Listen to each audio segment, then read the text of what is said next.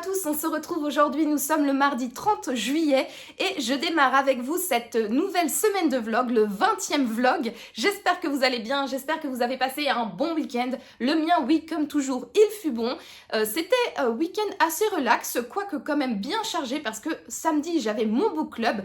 Mais si vous voulez savoir un peu plus en détail ce que j'ai fait et ce que j'ai acheté, parce que oui, bien évidemment, samedi, nous sommes allés en librairie et il se pourrait que j'ai un petit peu craqué. Donc je vous invite à aller voir ça juste ici dans ma précédente vidéo.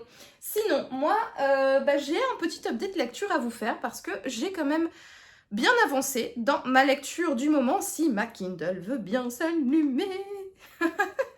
Mamie Noémie a besoin de 30 secondes. Attendez, laissez-moi. Faites glisser pour déverrouiller votre Kindle. Voilà. Donc, comme je vous l'avais annoncé dans le précédent vlog, je suis en pleine lecture du Noémie Adonis, Le Jardin des Anatomistes, que je lis dans le cadre du prix Étrange Grande, catégorie polar, donc pour le salon littéraire Étrange Grande qui se déroulera à Étange Grande, donc qui est une ville juste au-dessus de Metz. Si vous voulez plus d'infos, je vous mets tout dans ma description. Et de toute manière, je vous en ai déjà beaucoup parlé de ce salon littéraire, festival littéraire. Donc je lis ce livre-là qui fait partie des lauréats, enfin plutôt des livres sélectionnés pour recevoir le prix Étange Grande, donc Le Jardin des Anatomistes de Noémie Adonis. J'ai lu 98 pages, j'ai lu 27% du bouquin et j'avoue que j'aime beaucoup. Je suis un peu frustrée parce que, voilà, encore une fois, j'ai pas énormément de temps à accorder à la lecture. Il fait extrêmement chaud. Je sais pas si chez vous aussi, mais en tout cas là, chez nous, il fait extrêmement chaud, donc la fatigue est bien présente. Mais bon, bref, voilà, c'est une lecture que j'apprécie bien. Donc pour la petite histoire, on suit Sébastien, qui est un herboriste, qui est monté sur Paris pour donner un livre à un autre herboriste un peu plus connu. J'avoue que ça, l'histoire du bouquin, il faut que... Je sais pas trop si en fait on en a parlé au début du livre parce que le premier chapitre, j'avais pas trop la tête à la lecture, donc faudrait que j'aille le relire. Mais en tout cas, voilà, on suit Sébastien qui est herboriste et qui va se lier d'amitié avec quelques chirurgiens. Et avec eux, il va aller suivre voilà, des cours de chirurgie qui étaient publics à l'époque. Nous sommes au XVIIe siècle, dans les années 1600, à Paris du coup. Et avec ses copains chirurgiens, Sébastien va faire un petit peu la bringue, il va un petit peu abuser sur la boisson, et ensuite ils vont tous aller rejoindre la chambre que Sébastien avait louée. Ils vont faire un petit somme pour se remettre de leur cuite, et le lendemain matin, à leur réveil, l'un d'eux a été assassiné. Donc ils étaient 4, donc l'un d'eux a été assassiné. Ils vont ensuite se faire arrêter et envoyer à la prison du Châtelet en attendant de trouver des preuves quant à leur innocence ou culpabilité. Et Sébastien, lui, bien évidemment, il n'a rien fait. Et puis, il va se poser la question, voilà, qu'est-ce qui s'est passé dans cette chambre et qui a tué, en fait, ce compagnon. Et il va, du coup, mener l'enquête sur le meurtre de ce fameux chirurgien. Voilà. Donc, je vous l'ai dit, j'ai lu 98 pages, j'ai lu 27% du coup du livre. J'en suis là au deuxième partie, chapitre 4. Et j'aime bien. Franchement, j'aime bien. Comme je l'ai dit, le premier chapitre, ça a été un petit peu compliqué pour me mettre dedans, parce que je trouve qu'il y a quand même pas mal de descriptions. Mais en revanche, au plus le roman avance, au plus les descriptions deviennent beaucoup plus légères, ou alors c'est peut-être moi qui m'habitue à la plume, mais en tout cas, je trouve que c'est extrêmement agréable. On sent que Noémie Adonis s'est vraiment documentée sur l'époque, sur la manière de faire, voilà, d'un point de vue historique, elle s'est vraiment documentée. Et c'est vraiment très agréable. En plus, j'aime bien les personnages, je les trouve intéressants, malins, pour une fois. Non, mais vraiment, je trouve que, voilà, ils ont dessous du jote. C'est peut-être parce que le livre que j'ai lu juste avant, les personnages, c'était pas non plus... voilà, ils n'avaient pas inventé l'eau chaude. Voilà. Je trouve ça vraiment intéressant et j'ai hâte de le continuer. Donc là, je vais vous laisser. Nous sommes lundi, mais pas du tout, nous sommes mardi. Mais je pense que je vais aller me prendre un petit bain ce soir et faire ma routine skincare que je n'ai pas eu le temps de faire hier. Et puis, comme d'habitude, petit bain, petite routine skincare et bien évidemment lecture. Et donc, je reviendrai plus tard dans la semaine pour vous faire un petit update de ma lecture qui est donc Le Jardin des Anatomistes. On va mettre la couverture. Voilà, Le Jardin des Anatomistes de Noémie Adonis. Et voilà, je vous dis donc à plus tard.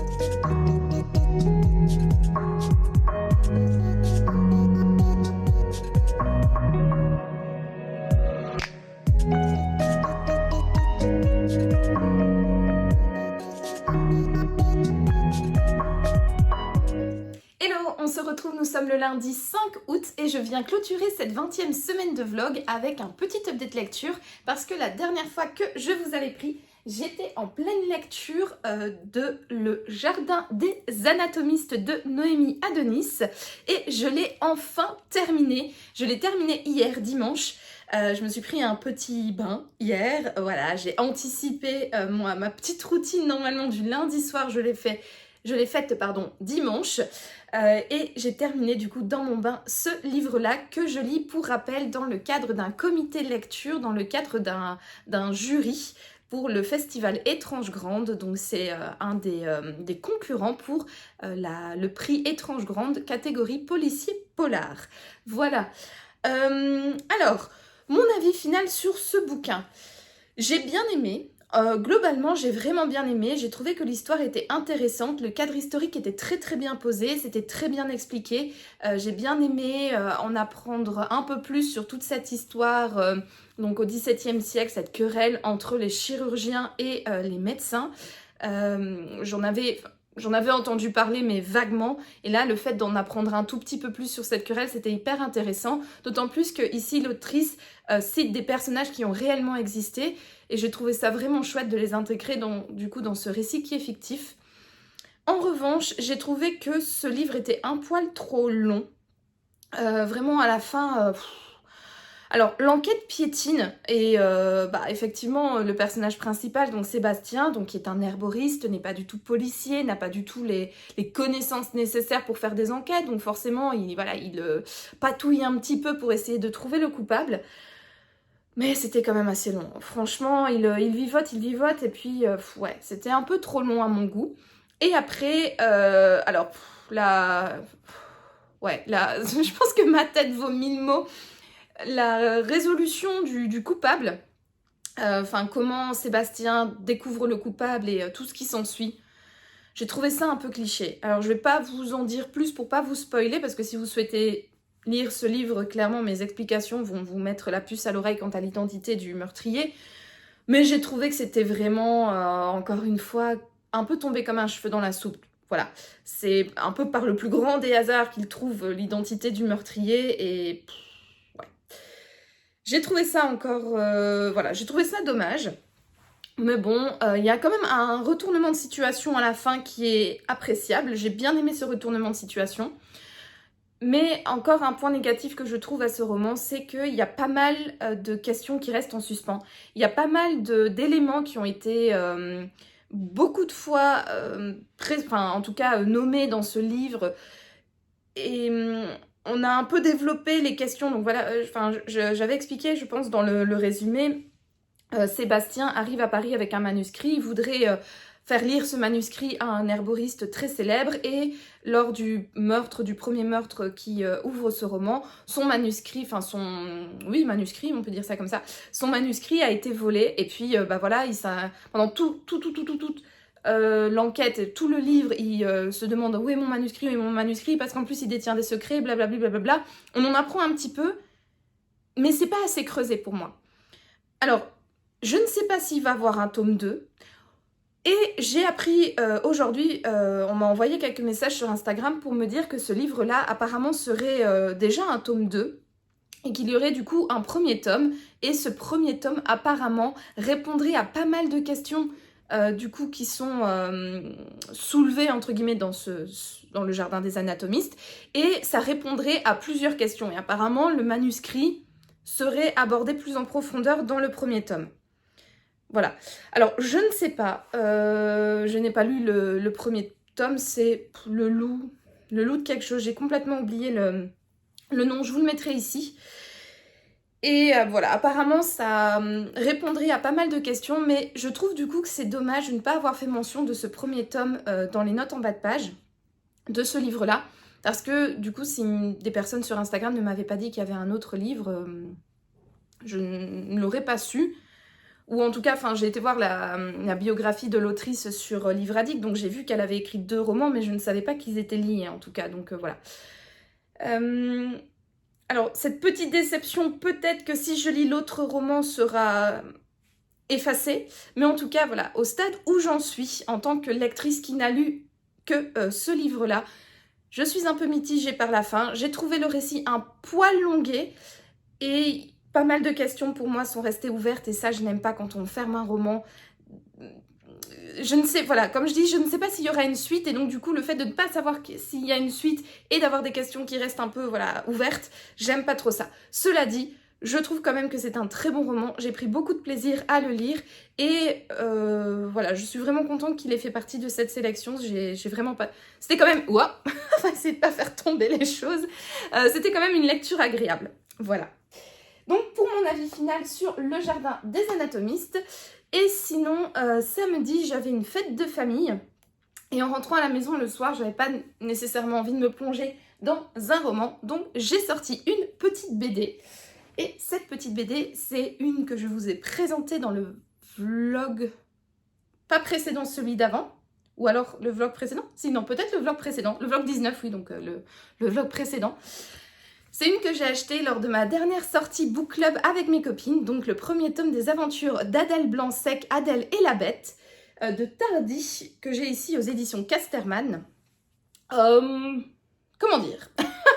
En fait, j'ai bien aimé cette BD, j'ai bien aimé cette histoire, mais je l'ai trouvée extrêmement fouillie. Il y avait pas mal de personnages, pas mal de retournements de situation.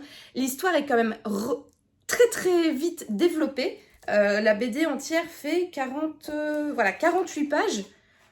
Donc pour moi, c'est pas un long récit. Et du coup, je trouvais que c'était un petit peu vite... C'était un peu bâclé. L'histoire était vite déroulée. Du coup, encore une fois, il y a pas mal d'éléments, je trouve, qui restent flous. Donc pas mal de questions qui restent ouvertes.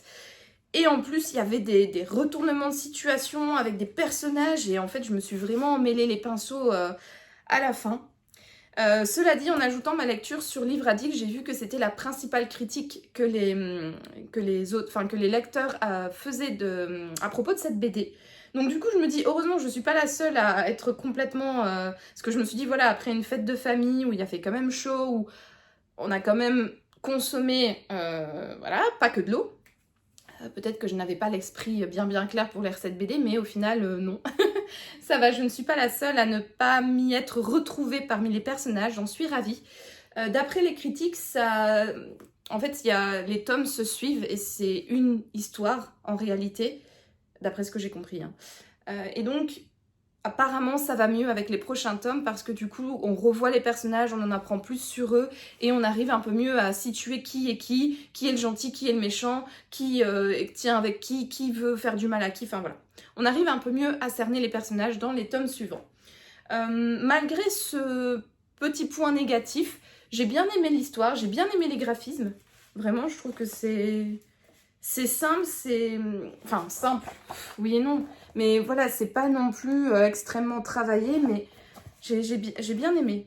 Ouais, j'ai trouvé ça hyper agréable et j'ai vraiment envie de suivre la suite des aventures, du coup, de Adèle Blanc-Sec. Donc, stay tuned, comme on dit par ici.